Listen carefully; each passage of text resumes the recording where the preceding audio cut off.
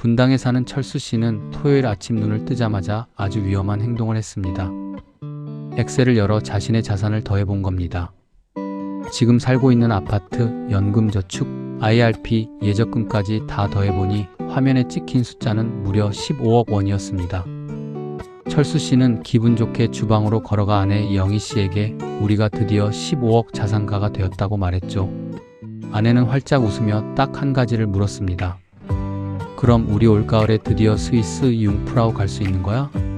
그 순간 철수 씨는 입출금 통장 잔고를 확인했습니다. 잔액은 420만 원. 이것이 바로 오늘 제가 이야기할 현실과 장부의 괴리입니다. 오늘 영상을 끝까지 보시면 여러분의 은퇴를 갉아먹는 4가지 치명적인 착각을 알게 되실 겁니다. 그리고 대부분의 사람들이 놓치고 있는 가장 중요한 사실 하나도 말씀드리죠. 여러분의 노후를 위협하는 가장 큰 적은 주식시장의 폭락이 아닙니다. 바로 여러분의 연금계좌와 건강보험공단에 숨어 있습니다. 한국 가구 중 순자산 10억 원이 넘는 비율이 약 10%에 달한다는 뉴스 보신 적 있으실 겁니다. 10가구 중 1가구는 꽤 여유로운 부자 같아 보이죠? 하지만 이게 첫 번째 착각입니다. 그 10억, 15억이라는 돈의 대부분은 당장 쓸 수 없는 아파트 안에 갇혀 있습니다.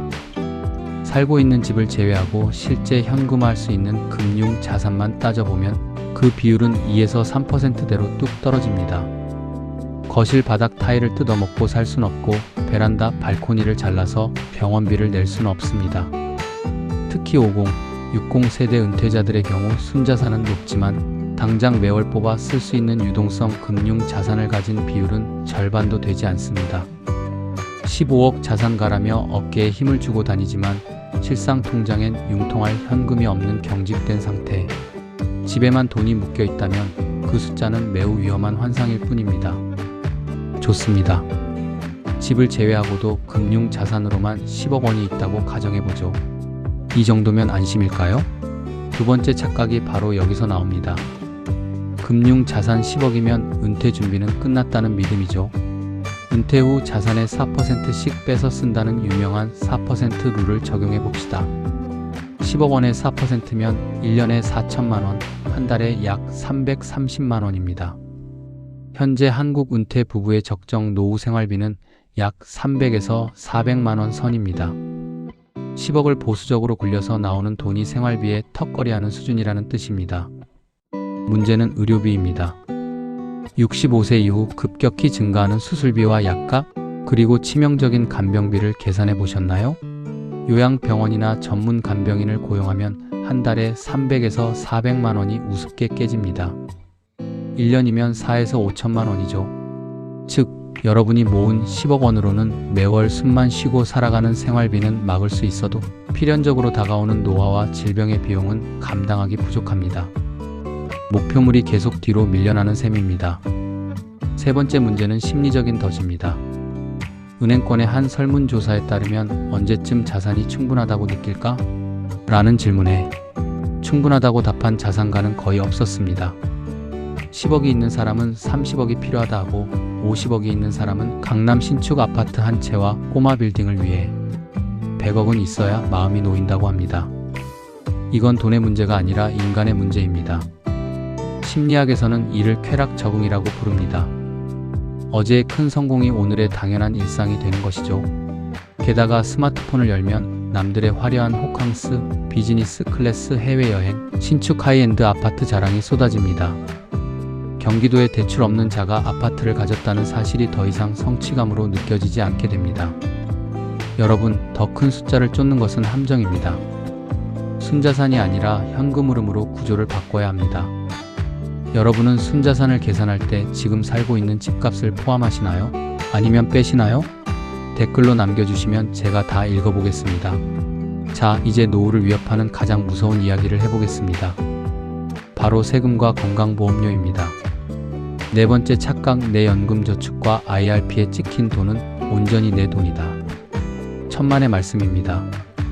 그 계좌에 있는 돈은 국가와 여러분이 공동 소유하고 있는 돈입니다.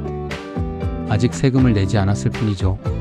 우리가 세액공제를 받으며 모아둔 연금 계좌에서 연간 1,500만 원 이상을 인출하게 되면 16.5%의 분리과세를 맞거나 다른 소득과 합산되어 종합과세율을 적용받게 됩니다.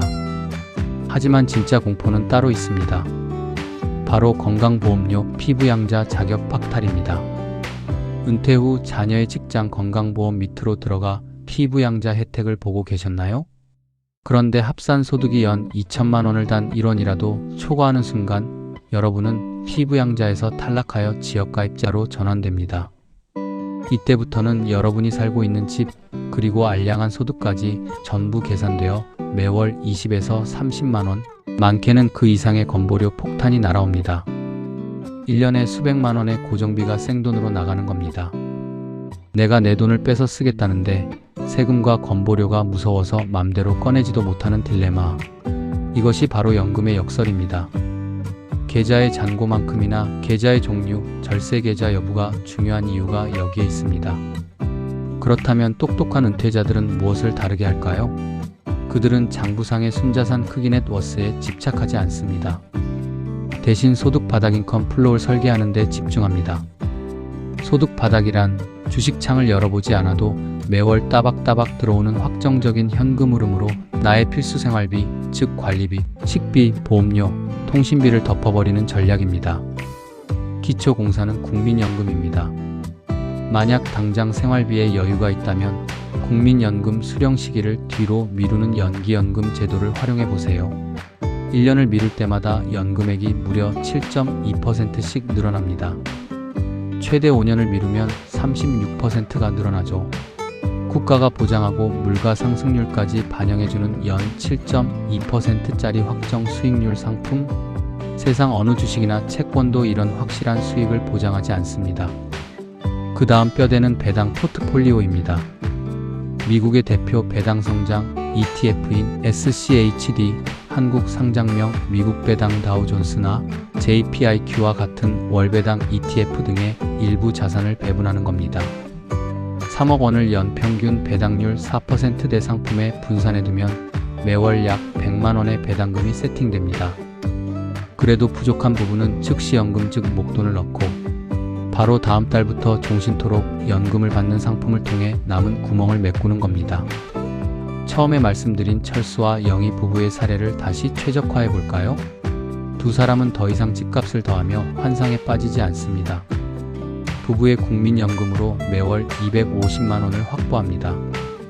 그리고 금융자산 중 3억 원을 월배당 ETF에 넣어 매월 100만 원을 받습니다. 이렇게 만들어진 350만 원의 소득 바닥으로 필수 생활비를 완벽히 방어합니다.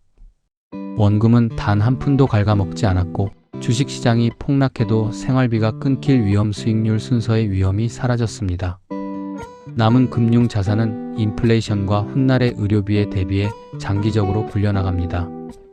건보료 기준을 넘지 않기 위해 ISA 개인종합 자산관리계좌와 비과세 계좌를 영리하게 활용하여 세금의 늪도 피했습니다. 동일한 15억을 가졌지만 결과는 완전히 다릅니다. 한쪽은 매일 돈 걱정을 하는 종이 위의 부자이고 다른 한쪽은 아침 식사도 하기 전에 한 달 생활비가 알아서 입금되는 진정한 은퇴자입니다. 주변의 은퇴를 앞두고 여전히 집값과 자산 규모에만 목을 매는 분이 계신가요? 지금 당장 이 영상을 공유해주세요. 그분의 남은 인생 30년을 바꿔놓을 수도 있습니다. 여러분은 지금 숫자를 모으고 계신가요? 아니면 현금 흐름을 찍고 계신가요? 댓글로 여러분의 생각을 들려주세요. 다음 영상에서는 매월 배당금을 꽂아주는 구체적인 한국형 배당 ETF 포트폴리오 조립법을 단계별로 보여드리겠습니다. 구독 누르시고 놓치지 마세요.